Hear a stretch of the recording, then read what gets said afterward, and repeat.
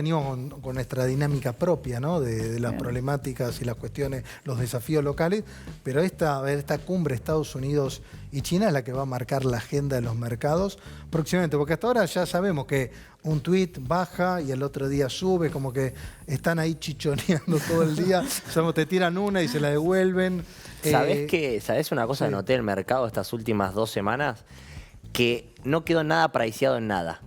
No hay ni escenarios positivos ni negativos, está todo ahí. Hubo como sobrecoberturas de un lado, después corrigieron y entonces no quedó como ni ponderado un escenario en el otro y quedó el mercado completamente descorrelacionado con variables que tienen que ver entre sí, pero que no tienen mucho sentido en las cotizaciones que cerraron. Entonces, a mí la sensación que me quedó, sobre todo el jueves cuando empezó a cambiar algunas dinámicas, que no hay como algo priceado específicamente hoy en las cotizaciones ni de bonos ni de acciones, como que quedó todo raro. Bueno, lo revelaremos, faltan muy pocas horas, así que ahí estaremos atentos qué va a pasar, ¿no? Ya lo vamos a meter porque también trajiste una cartera interesante, es cómo deberías haber esperado o distintos escenarios, que está bueno ver cómo podés invertir siempre en un contexto, ¿no? Tener los pesos, tener los dólares, así que eso va a estar Sí, y no solo eso, sino si no estés tan así posicionado, más allá de cómo estés, ¿qué puedes hacer el lunes? No importa el escenario, qué es lo que vos puedes hacer a partir del día lunes, porque vas a tener mucha toma de posiciones que te pueden dar oportunidades y, insisto, no importa el escenario. Excelente. Bueno, quiero retomar esto, es interesante lo de Estados Unidos-China, el acuerdo comercial. ¿Está cerca?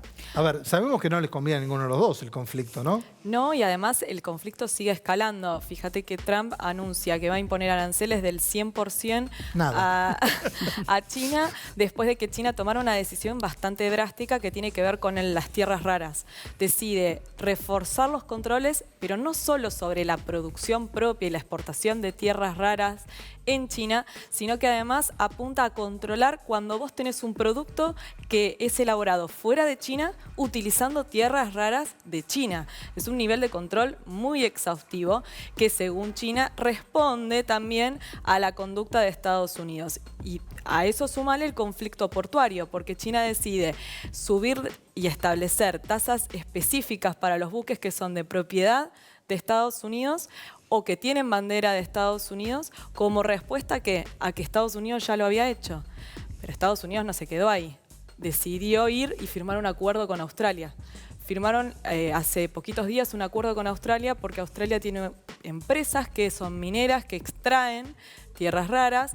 Estas empresas estuvieron teniendo una buena performance en sus acciones en particular, y lo que vemos es que el acuerdo es a largo plazo. Hoy Australia no puede satisfacer la demanda, va a tener que ver Estados Unidos qué tipo de contratos le ofrece, porque ¿qué ha hecho China en estos 40 años? Para asegurarse de destruir a la competencia, lo que hizo es, cuando empezaba a haber explotación de tierras raras en otro lado, sobreofertaba el mercado para bajar los precios y que las mineras tuvieran que descartar los proyectos. Y a todo eso, sumarle el factor Unión Europea, que se metió a jugar muy duro en la semana del 7 de octubre cuando anunció la decisión de subir los aranceles del acero y de reducir el cupo. Hoy vos tenés que... ¿Eso para qué lo hizo? También para meterse dentro de la guerra comercial, ¿no? Para forzar a Estados Unidos a la mesa, porque no está logrando forzar a Estados Unidos a sentarse a negociar.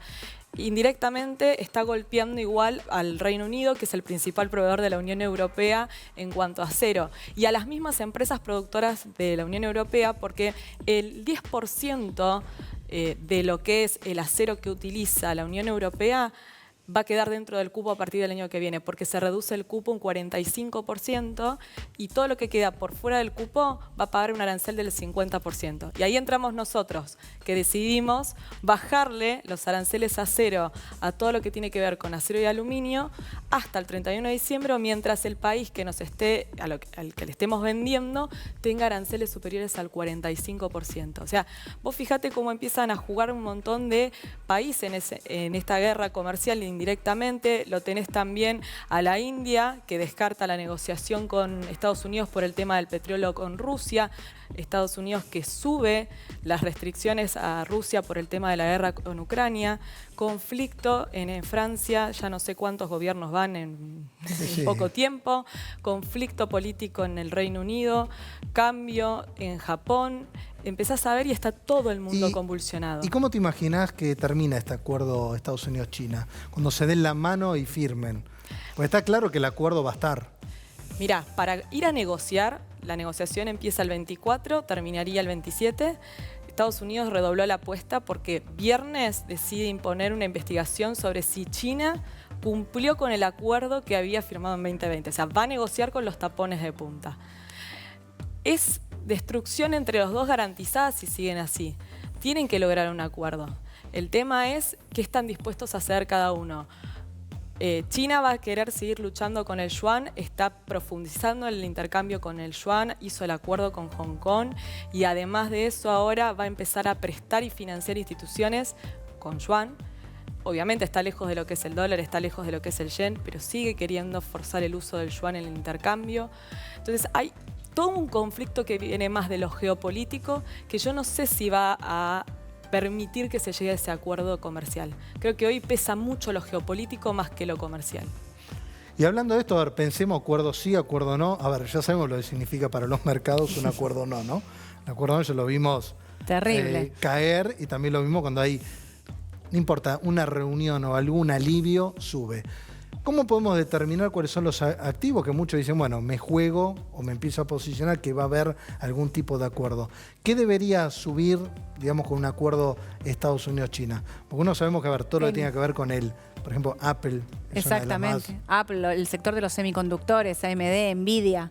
O sea, ¿te acordás el día de lo que pasó con Nvidia, el día que Estados Unidos empieza a aplicar restricciones a China y demás? Automáticamente ahí lo que ves es que Nvidia en solo un segundo caía 7%. Entonces, es necesario que se llegue a un acuerdo. La escucho a Janina y pienso qué difícil ir a negociar ahí y decir en 3 días se va a terminar. No creo que se termine el conflicto, pero sí que se pueda avanzar. Ya con el solo hecho de avanzar, los mercados lo van a celebrar. O sea, creo que ese es uno de los puntos. Mira, acá estamos viendo en pantalla algunas de las secciones, hay un montón, sí, ¿no? Hay un montón. Estas son las más representativas, las que sabemos que sí o sí, obviamente ante un acuerdo tienen muchísimo para subir. Pongámoslo en pantalla y las vamos repasando. Mira, también. Te quiero mencionar ASML, principalmente porque presentó su balance y en su balance se ven fuertes pérdidas por la no venta a China. Entonces ahí ya tendrías un hecho, digamos, si pudiese venderle a China, una empresa que va a tener precio, o sea, lo va a pasar a precio automáticamente. Un buen acuerdo. Te decía, AMD y Nvidia lo mismo, digamos. Son todas empresas que se perjudican en no poder comercializar con China. Apple lo mismo, lo que produce Apple, bueno, ya todos sabemos. Que no le iban a permitir fabricar fuera de los Estados Unidos. Absolutamente. Y un dato también, imagínate, estas son las acciones ganadoras también del mercado, salvo por ahí la única distinta es Nike. Es Nike porque Nike produce en Vietnam. Y Vietnam... También, pero digo, más allá del acuerdo, que Apple está arriba de lo que es el año, AMD también. AMD hace poco subió muchísimo con el acuerdo con OpenAI. Bueno, Amazon también, que era una de las atrasadas que ha recuperado muchísimo. Imagínate lo que pueden subir, que son acciones ganadoras, que la mayoría las tenemos en la cartera con un acuerdo con China. Para mí, aparte, lo importante de esas empresas que pusimos ahí es que son empresas de primera línea. No te estás yendo a comprar una empresa que vos no tenés ni idea que estás comprando. Siempre lo importante también es conocer en dónde uno está invirtiendo. Y desde ese lado, me parece, estás hablando de empresas, bueno, Nvidia, la pionera, la primera, la más importante en el mundo. Entonces, si vas a pensar en eso, también lo importante es, no estoy comprando una empresa chiquita, una small cap, que no tengo ni idea de qué estoy comprando. Bueno, ahí tenés empresas de primera línea que se verían beneficiadas por este acuerdo. Y todas estas acciones tienen CDRs y muchas veces cuando invertimos en CDR nos preguntamos la parte impositiva. Juan Pablo, ¿no?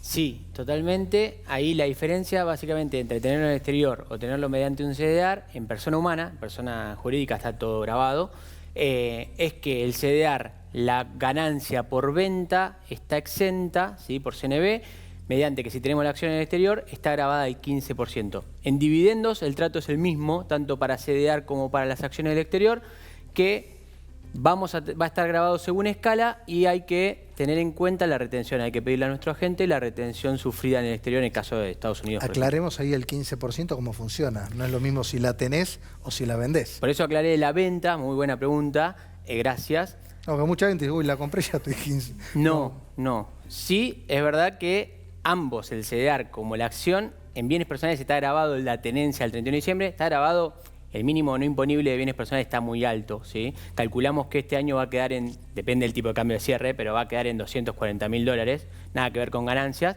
Pero volviendo al tema ganancias, muy buena tu pregunta, porque no, en persona humana no se graba ninguna inversión a valores corrientes por la tenencia a una fecha, sino que si yo las tengo por toda mi vida, o por 10 años, por esos 10 años no tengo que pagar ganancias salvo que reciba o que perciba, hablando correctamente, dividendos o intereses de acciones del exterior, ¿sí?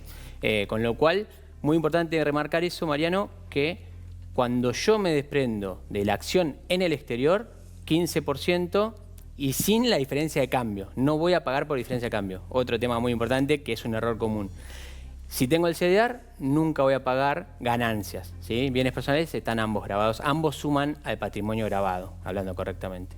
Bueno, después vamos a estar hablando cómo recuperar el impuesto país para los importadores, que Sí. muchos, no saben cómo hacerlo, los plazos, etcétera, etcétera. Así que un rato lo tratamos. Obvio, dale. Gustavo, cuando ves poneme la cartera de nuevo, las grandes empresas. ¿Vieron que empezó a circular ahora? Como siempre, viste, todos los mercados no pueden subir hasta el cielo.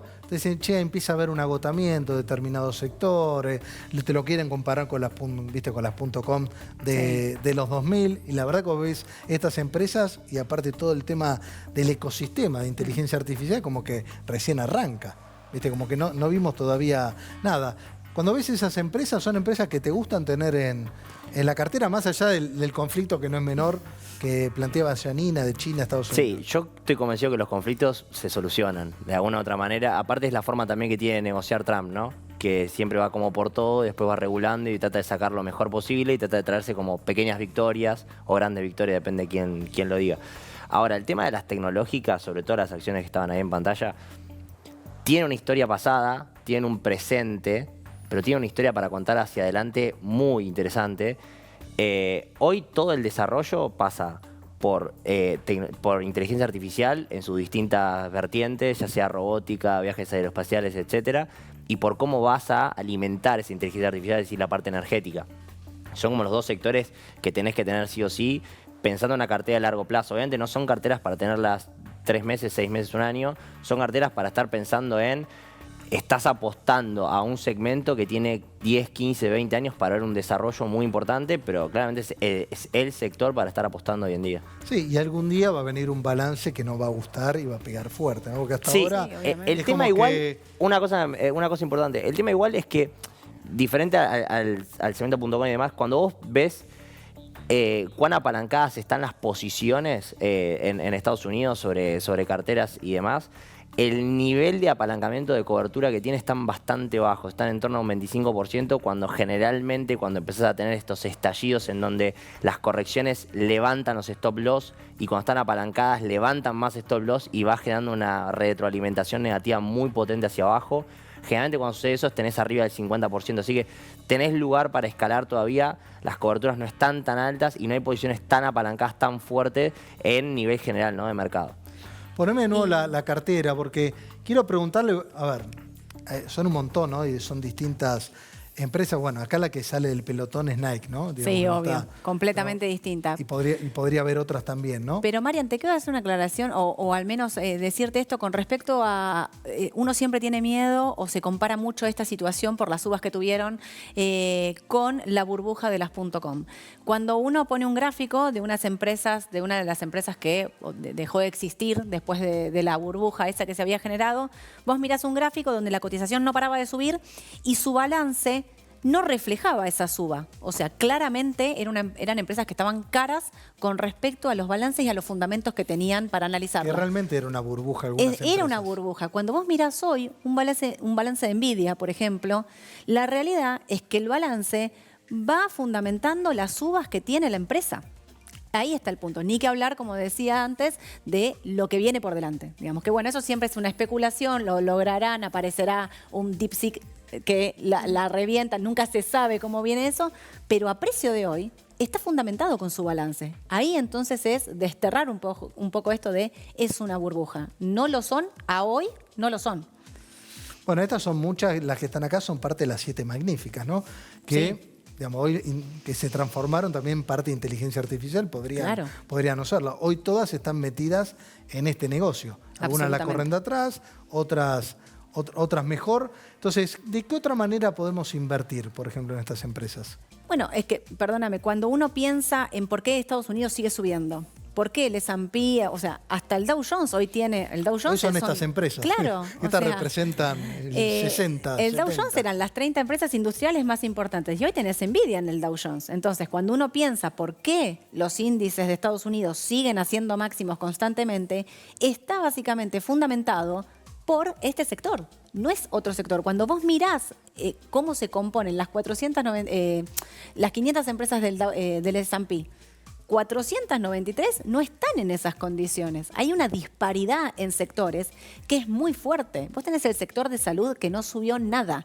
Tenés el sector de real estate que está negativo en el año. Lo teníamos acá, mira. Sí, mira, ahí está, lo traje. ¿Viste? Perfecto. Muy bien. Ahí lo vemos a pleno, acá está lo que decías, comunicación y tecnología. Pero comunicación tiene Google. Sí. Ese XLC que tiene Google. ¿Me entendés? Entonces ahí explicás comunicación, tecnología y consumo cíclico. Y en el otro lado tenés el extremo. Energía, que es ese 2% verde que hay que prestarle mucha atención por las sanciones que le acaba de aplicar Trump a Rusia. Fíjate el rebote que tuvo el petróleo. Ahí es un sector para mirar fuertemente.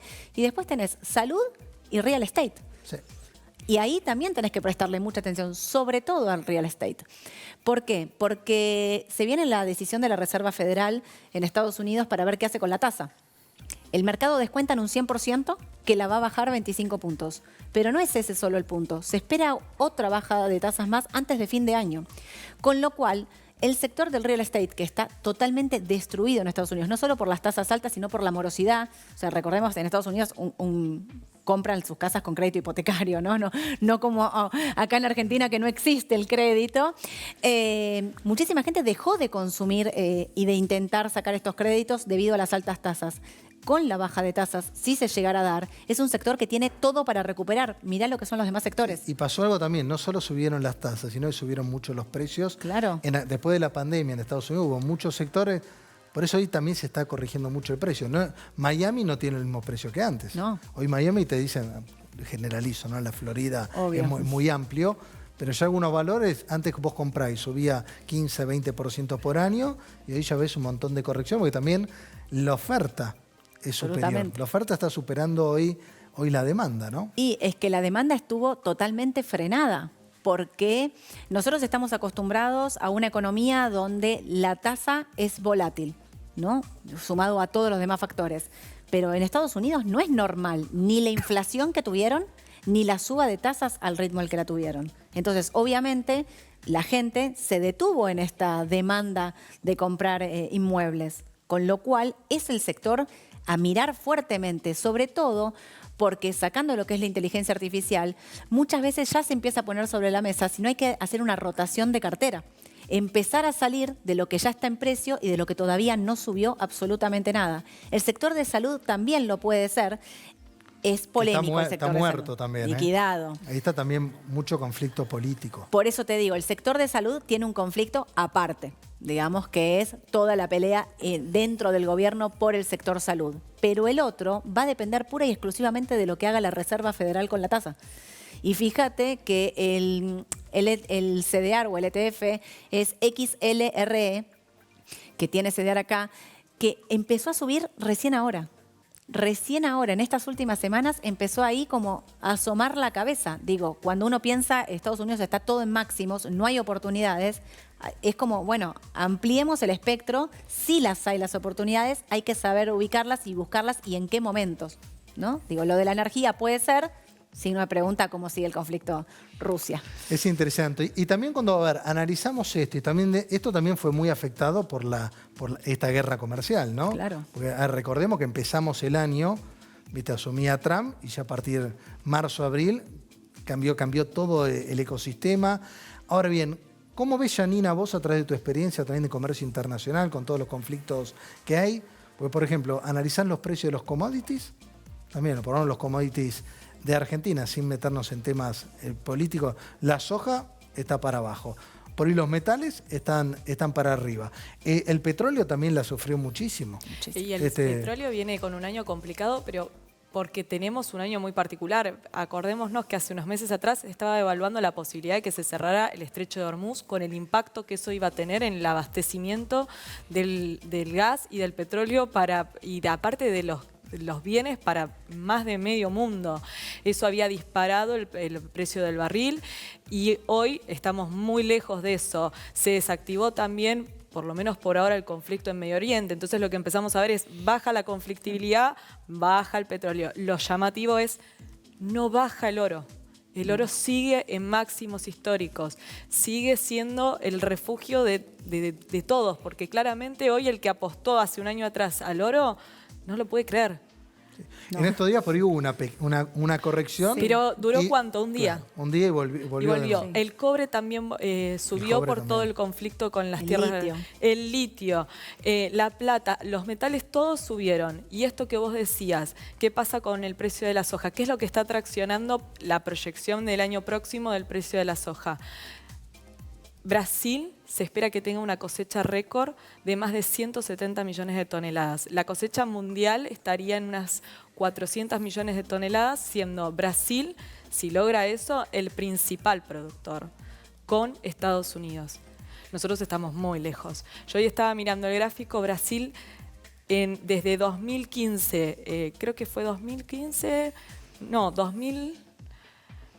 Antes del 2010 estaba más o menos en las 75 toneladas anuales, 75 millones de toneladas anuales. Y duplicó su producción. Es increíble lo que está produciendo. El único factor de riesgo que se ve hoy para todo lo que es hemisferio sur tiene que ver con el fenómeno de la Niña, que podría provocar una fuerte lluvia durante el verano, que nos va a afectar a nosotros, va a afectar a Brasil.